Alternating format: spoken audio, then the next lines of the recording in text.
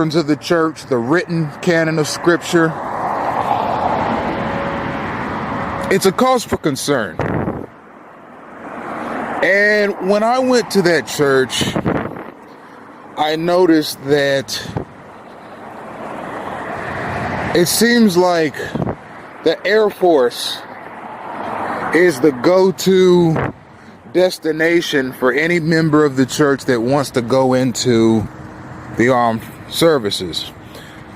The church also boasts a high number of members in the FBI, in the CIA, and in the Department of Justice, all of which are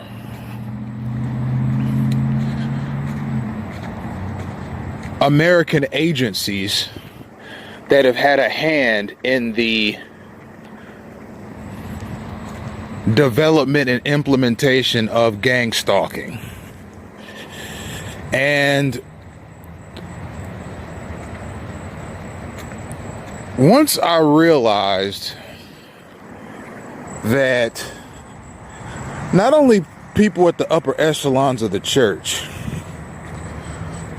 but especially out of Utah, there are some people in that church, and mind you, there are very likely FBI Mormons, CIA Mormons, and Department of Justice Mormons that think this same way. There are a good number of members of that church that work for the federal government in various military, intelligence, and federal law enforcement capacities that believe in eugenics, that believe in population control, that believe in racial hygiene, that believe that God has given them as a church a mandate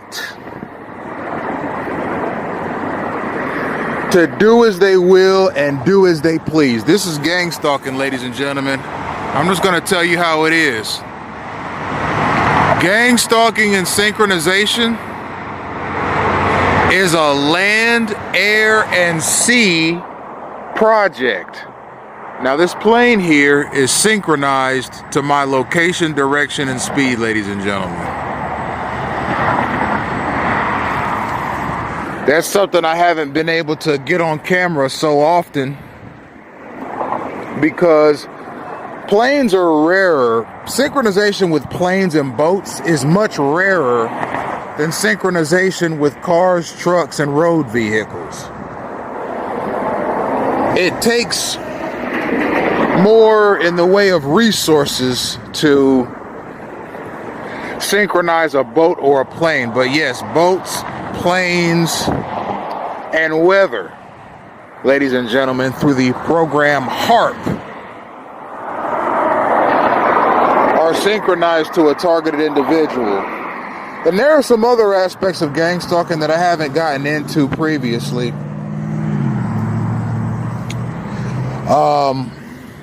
One of which, and I have 20 minutes of recording time left, is the media. A targeted individual sees himself on television quite often. If he's consistent. And I'll tell you what I mean, ladies and gentlemen, because this is some of the more fantastic elements of gang stalking. So with the media, and I don't know how I'm going to demonstrate this. I'm thinking about just maybe doing it in volumes, like maybe do mass media volume 1, volume 2, volume 3, up to I'm not sure how many volumes, but a targeted individual sees himself mimicked on television, on the news, on the radio, in movies. And it's something that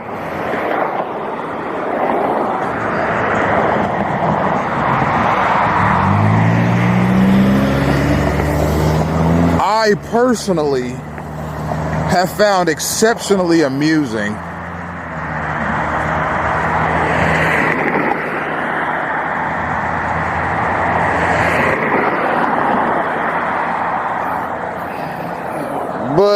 at the same time,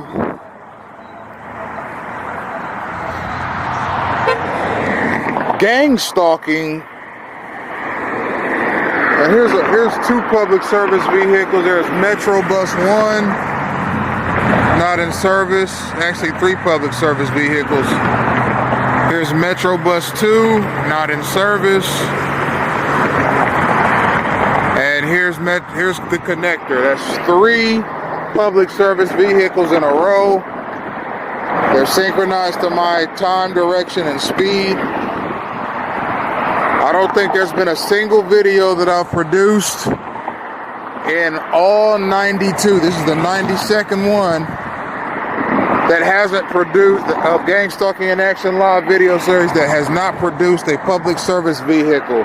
Now, mind you, all of my videos are 18 to 30 minutes long, depending on how much storage capacity I have on my phone. Not a single one of the 92 has not produced a public service vehicle, and you can check the record on that, and you can quote me on that. I have filmed a public service vehicle in my immediate vicinity in every single one, and the videos are only 18 to 30 minutes long, and usually consist of me going from a specific point A to a specific point B with no detours. And if I do make a detour, it's in the general vicinity, and it's practically what I'm doing now. I'm walking in a straight line just about, with maybe one or two turns until I get to a plaza. So it's not as if I'm scanning the entire city in these videos. I'm going from a specific point A to a specific point B, and in that short time frame, 18 to 30 minutes, I'm seeing exactly what I'm telling you in each video I'm going to see. An abundance of public service vehicles, and I've added commentary in previous videos concerning FedEx, UPS, USPS, DHL where applicable, armored vehicles like Garda, Wells Fargo, Brink trucks. Okay, lots of those, and a gang stalking campaign around a targeted individual. I've documented synchronized obstruction of movement, synchronized space crowding, etc. That happens every single time. So just imagine what my life is like on a day-to-day basis. I'm only getting a half hour or less of what I'm going through on a day-to-day basis, but it's okay. I've already explained in previous videos what I think about the United States government in respect to how they look into and solve problems like the one that I am experiencing, and I mean what I said about that.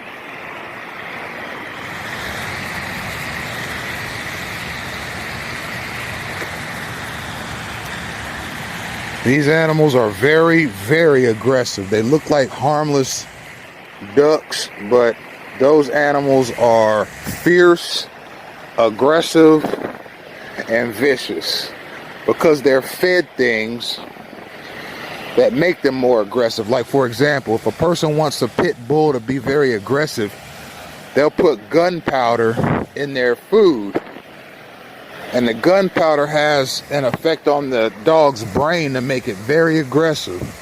You can feed animals food and put additives in their food to make them very aggressive, and that's what they've done throughout South Florida to chipmunks, squirrels, jackrabbits, raccoons, ducks, lizards, all kinds of reptiles,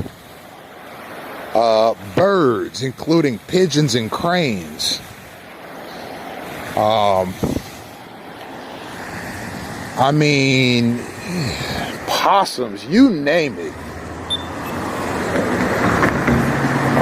Animals in South Florida are given food that make them exceptionally aggressive, and it's to keep people from loitering. South Florida is an extremely anti-loitering geographic region in the United States. Why? Because it's a tourist destination, it's a resort town, it is a retirement destination,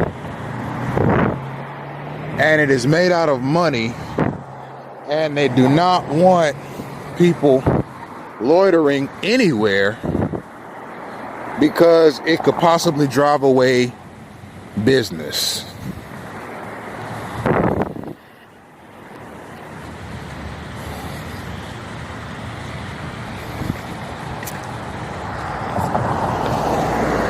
Furthermore, people who loiter oftentimes are loitering with a purpose, maybe to sell drugs, maybe to find someone to rob. So it's also rooted in the reduction of crime. But the way they do it is just so strange. They don't increase the police presence, which, I mean, I'm not sure if that'd be a good or bad thing in and of itself, but they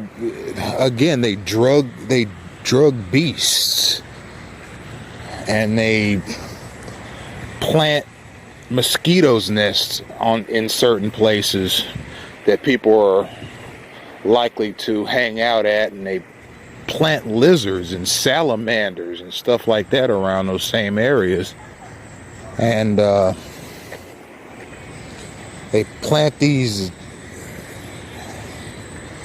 creepy caterpillars nests and beetles nests, and they do all these little things to deter people from loitering. And I don't know if it's effective or not. I don't know if it's legal or not. I mean, some of those beasts are legitimately harmful. There are places right here in Palm Beach Gardens where bees nests have been planted, and I don't know if the bees nests are planted by the real estate development companies that own the plazas and buildings and so forth as a deterrent to keep people from loitering. Or, I don't know if you can see this, but see all those mosquitoes? See that? It would be easy for the state of Florida to rid itself of mosquitoes. It's really not that expensive of a venture. Anyhow,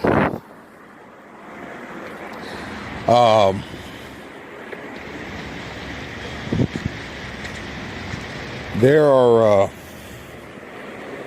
a number of ways that loitering has been cut back on and attacked here in South Florida. Bees nests have been planted in various places. I don't know if it's the real estate development companies or if it's the city of Palm Beach Gardens or what have you, but bees nests have been planted in certain areas around here.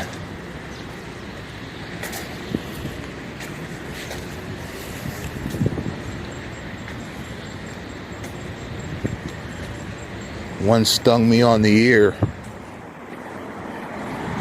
yesterday afternoon, if I'm not mistaken. And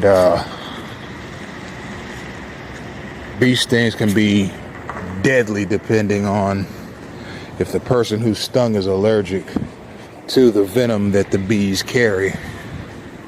And I'm not, thankfully, but my heart did skip a few beats at various points in time throughout the day, and I attribute it directly to the bee stings.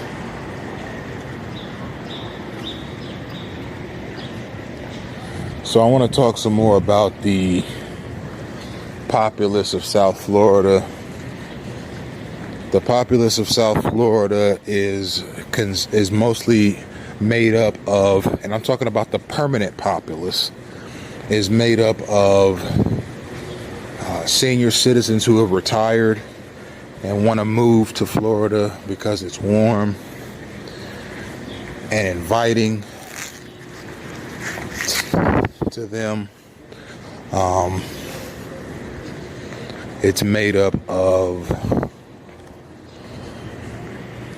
very wealthy people, maybe people who have struck it rich, maybe people who won the lottery, maybe athletes, entertainers, that kind of thing, and possible high-level executives in companies and so forth, and people who have just done very well are able to live comfortably in South Florida. Everybody else who wants to live here, you can, but you're going to be living in extremely modest means. Okay, I challenge anyone listening to this to look up on Zillow or Realtor.com or any real estate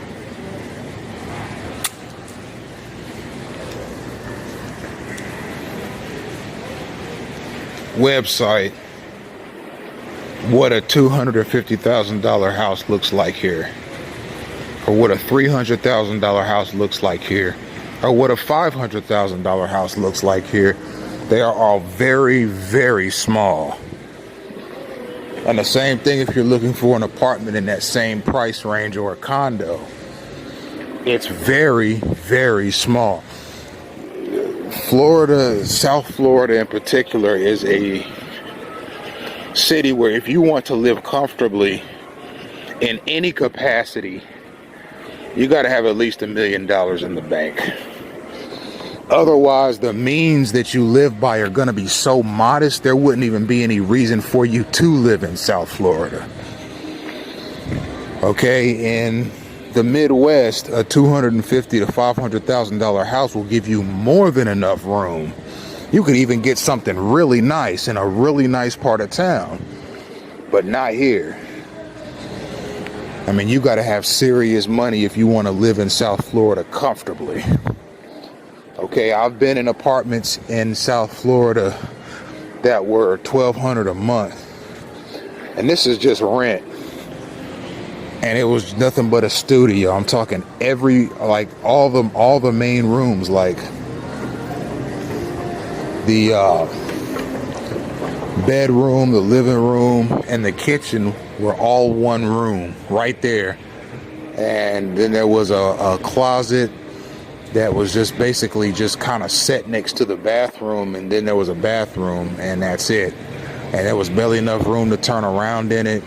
And that unit cost the person living there $1,200 a month. And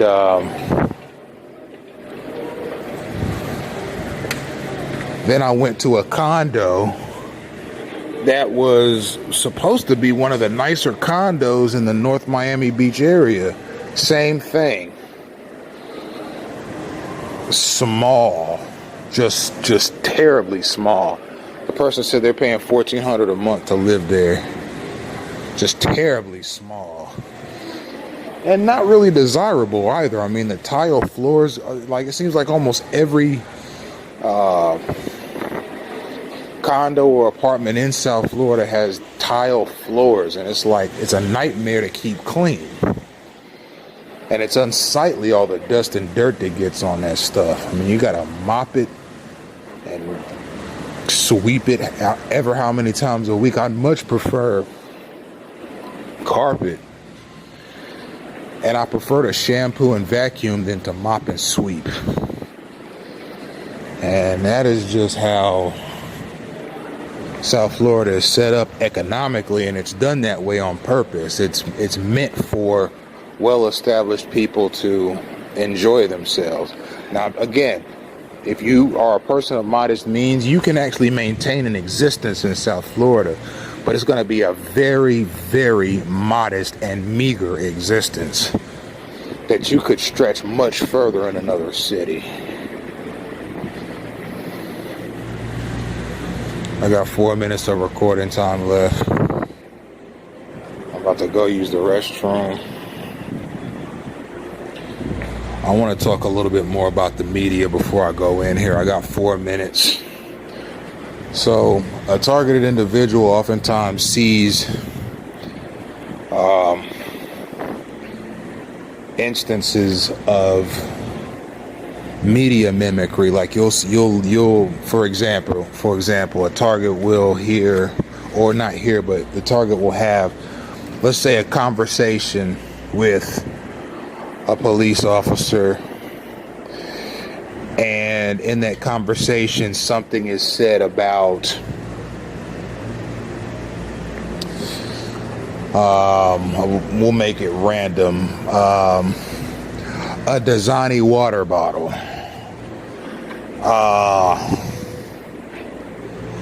and